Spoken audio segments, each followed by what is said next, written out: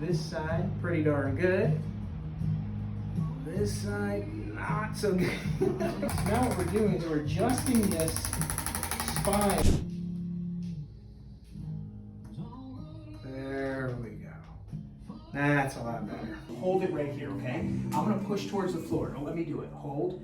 Very good. See how strong that is? Now we're gonna bring the right leg up, which is our bad hip, and then we're gonna do the same test, okay? Ready? Hold. Yes. Do you see how significantly weak? You agree? Got it. Hold, hold, hold. Oh, that's significantly better. Do you agree? We're gonna pull it to create space in there. We have degenerative hip or degenerative joint disease in there. So we're gonna do this process to help try and rejuvenate some space.